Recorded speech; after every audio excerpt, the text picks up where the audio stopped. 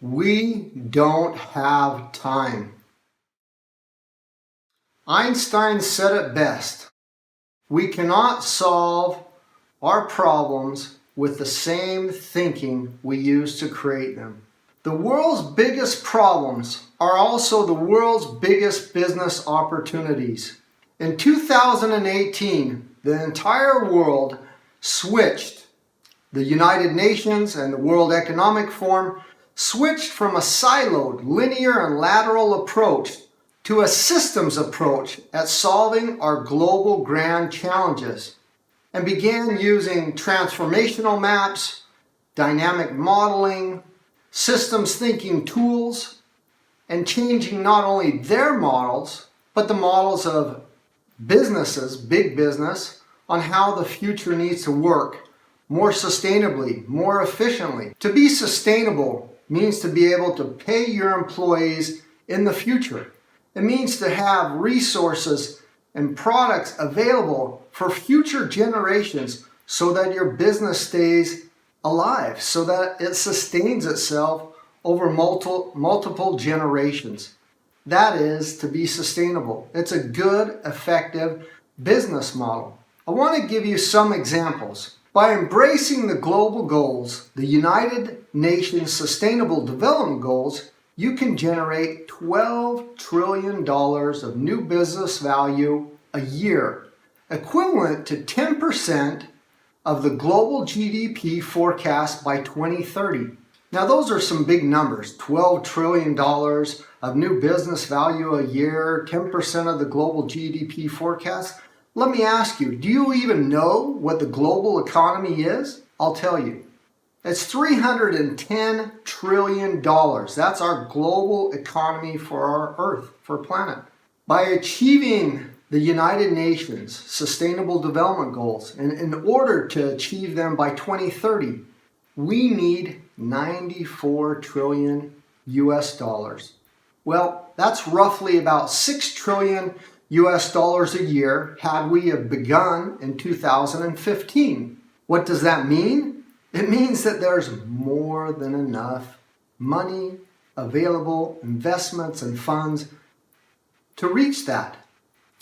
The best example is if we do business as usual, the high carbon scenario, what in my circles is called just business as usual. Every time your car breaks down or your house needs repairs, you do a refurbishment, or you put on a new coat of paint, or you change the tires, or you take your vehicle in for a tune-up, or you move to a new location. That's business as usual in a high carbon scenario.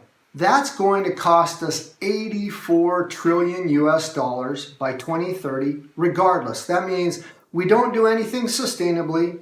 When it breaks down, we tear it down and rebuild it, but we rebuild it using fossil fuels and the business as usual methods we've done in the past. Or if we spend 95 trillion US dollars by 2030, which is only about $15 trillion more, and we do that over time to reach the goals by 2030, we can do it in a low carbon scenario, and we have a much more sustainable future. So it's an efficient, good business model.